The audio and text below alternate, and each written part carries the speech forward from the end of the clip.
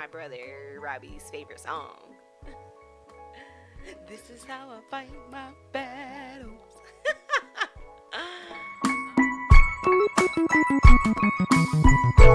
All is fair in love and marriage. Discussing everything from A to Z, cause that's the way it's supposed to be, yeah. All is fair in love and marriage. We may agree to disagree, but in the end we know it's you and me, yeah.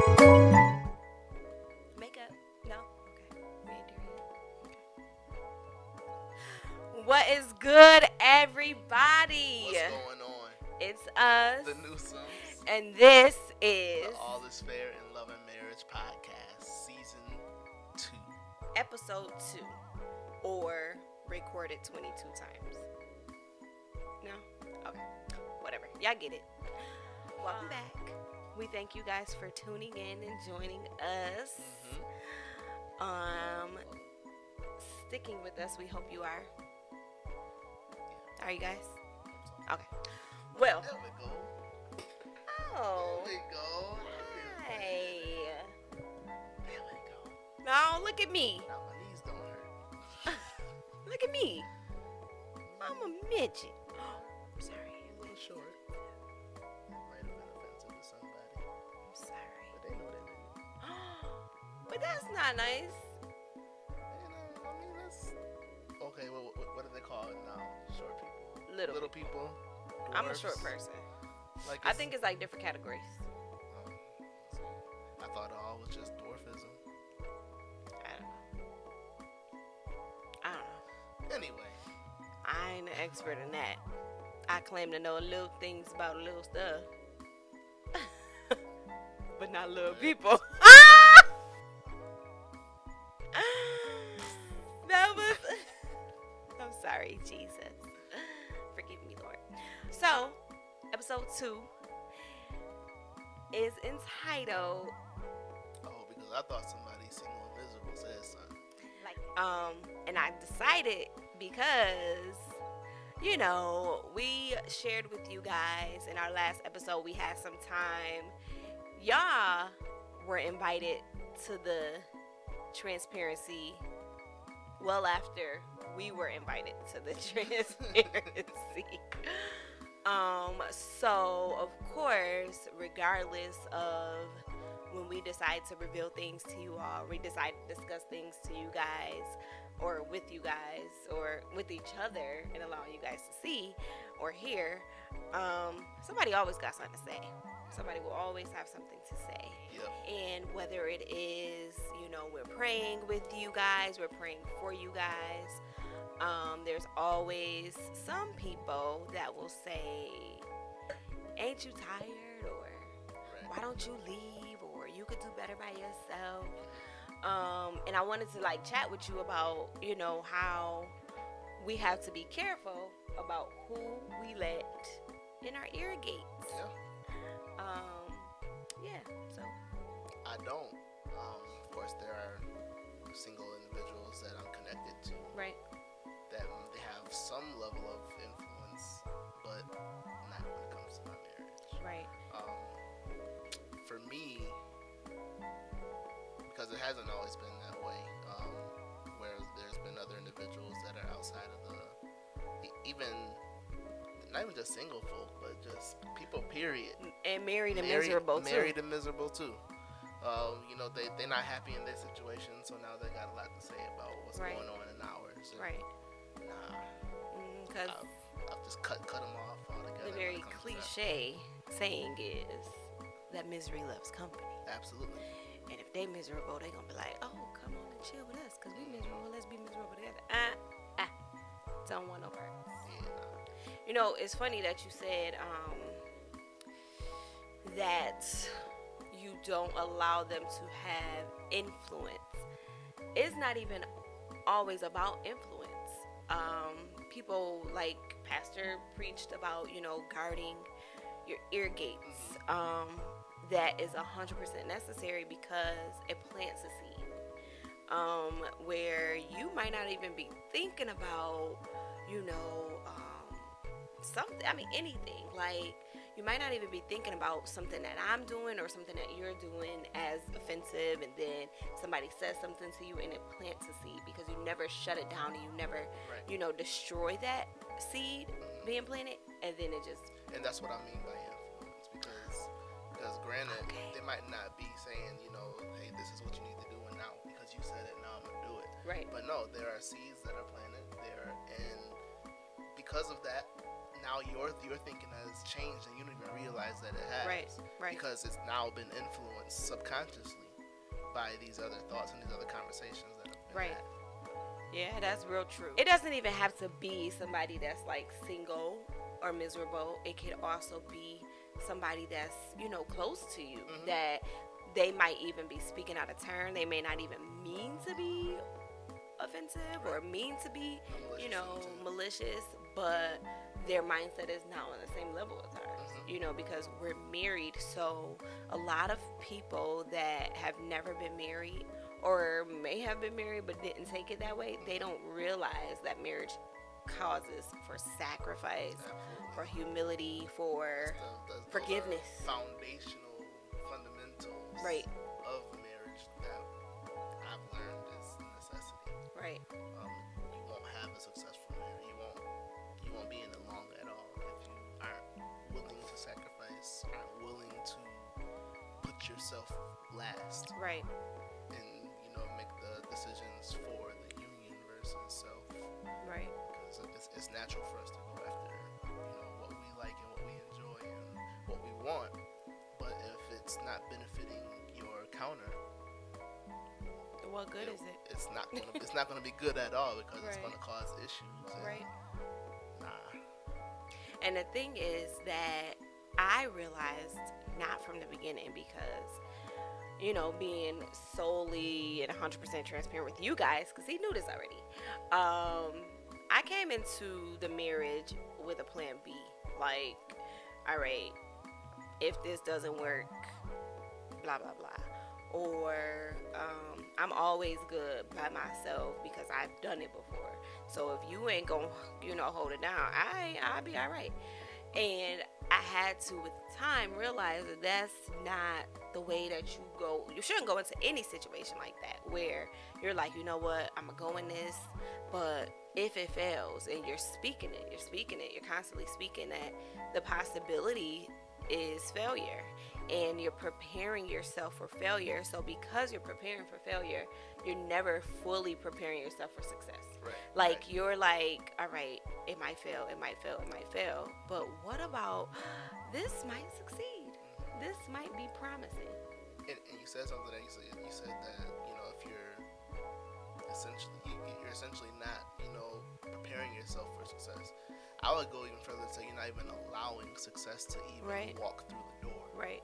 Like there's no room for success there, because you've already got half your presence is already on the scapegoat. Right. And Absolutely. Nah.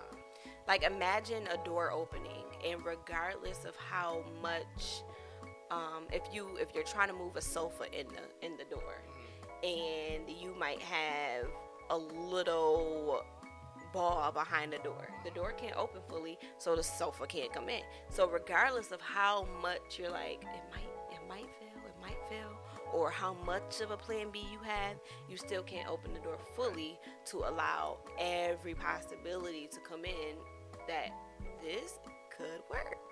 This will work. You have to change your language, you have to change your mindset, and you have to guard.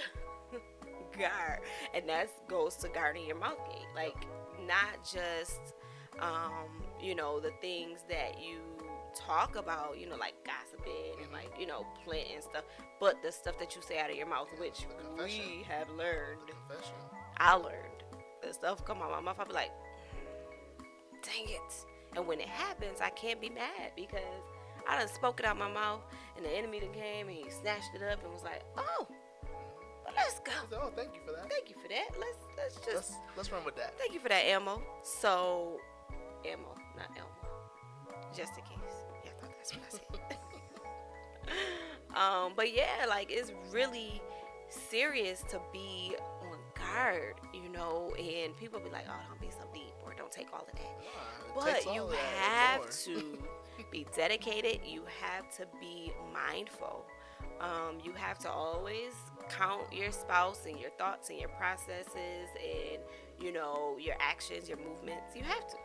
Got to.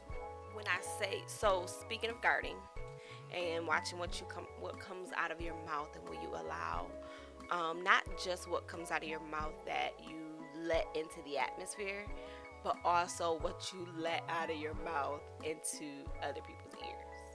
When it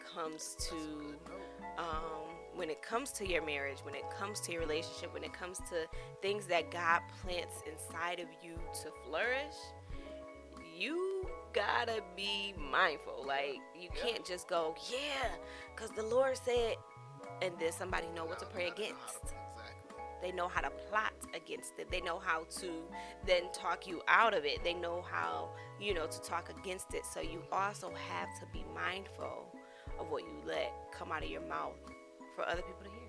Absolutely. Couldn't agree more. So I wanted to actually start with like checking in with you to see. Now I know, speaking of guarding and speaking of letting things out, like I said, you know how they say Instagram seen it first or Snapchat seen it first. The Newsom seen it first, before y'all seen it. So, of course, there is always some like apprehension when it comes to like letting things out.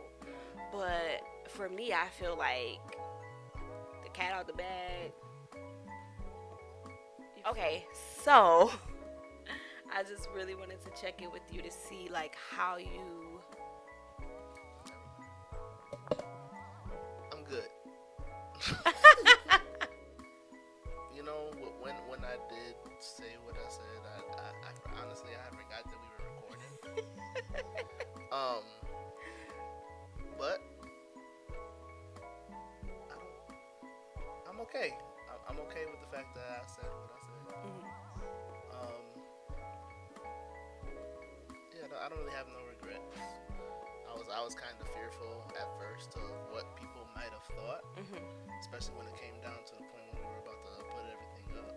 I was like, oh, do I really want to do this? Right. Do I really? But nah. It needed to be said. Maybe somebody was helped by it in some way. That's always the hope. That's always the goal. But Right. I mean, I feel like we're in a better place because of it, and it definitely helped us to kind of move forward and to heal. And I mean, we're still healing, but I think Right. we're in a much better place today than we were when we recorded that. Yes, I totally agree that we are in a much better place than we were. I feel like God is allowing me to, heal faster and better. He's like my Neosporin. God has also placed some great people in our lives to where they're not single and miserable or married and miserable. So they give good advice and they pray and they, touch and agree, and it's not malicious. You know what I mean? So I'm very, very grateful for that. And it allows me to see the spiritual side of so much. I never used to look at things. I know what it is, but what that mean? I'ma still beat you up with that little spirit. Maybe I beat the spirit out of you. But I'm just really grateful for the growth I've noticed. Me too. And even like on a more spiritual level, like I noticed, like we're learning to attack things the way they're supposed to be attacked. My brother Robbie's favorite song. This is how I fight my battles. But yeah, so like I'm learning how to do that, and I'm learning, more and more that it matters. Like, we don't have to let the enemy like sneak in and win. When we was in prayer, God had said something to me. It was like crazy because you know how in church they always say stump on the devil's head, like shout on his head, leap for joy, like you stump on the devil's head. However, for me, it's more, you know, when you see somebody like in those action movies, you see somebody hanging off the side of the building and they step on the hand. Step on his hand when he sneaks his hand into your marriage, when he sneaks his hand into your pocket. You know, step on it. Shout on that joint because he going to get off of you. Put some steel cleats on. Put some steel cleats on. You know what I mean? Like, you sometimes when kids put their hand out and you got to pop it, sometimes it might be a small attack where you could just get away with like just popping his head. But sometimes you got to. What you got to do?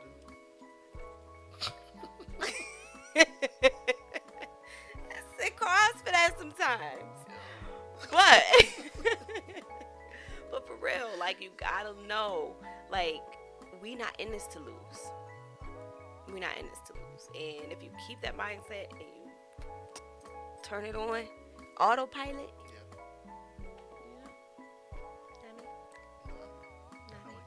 You know, 90.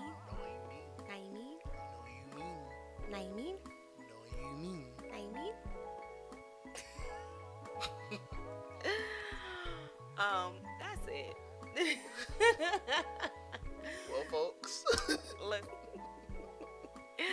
No, but for real, we really want to be able to get nuggets and to minister and to be out there without holding y'all ears, because sometimes you might miss some stuff, and we really want to. We don't want y'all skipping over the content because we talking too long. Yeah. It'd be a lot of good nuggets and stuff that I think we talk about that. I know I don't have the attention span. If you don't catch me in the first 5-10 minutes, next skip. I might try to come back though, but and like granted, we love the views and we love the shares, but we really do this with purpose. It's not just for our faces to be on YouTube, because if y'all want to see our faces on the internet, I got about 7,000 Instagram posts. Yes, you do. And I got mad pictures on Facebook. Yes, But I'm super private, so if you're not my friend, then sorry. Before we go though, I do want to shout out. Y'all like this sweater? You like that sweater? My boy, Christian Ham. Champions Must Die. Champions Must DYE. Custom clothing. Yes. Check him out on his website. I don't know it, but we'll post it up on the image here. Yes. But support black-owned businesses for sure. He's a artist in his own right, and this is just one of the many things that he's doing. Yes. Any personal custom branding that you want done, Be he's able to extraordinary. fulfill. I know y'all done heard me talk about Be Extraordinary a few times. Websites, flyers. Yes, I'm shouting out websites now because that's all I'm doing. Websites, flyers, posters, brochures, obituaries. Lawsuits. Well, we thank you guys for tuning in to All Is Fair in Love and Marriage. Make sure y'all like, share, subscribe, comment, and stick with us. Stick with us because we're going going places. places. Peace till next time. Have a great week.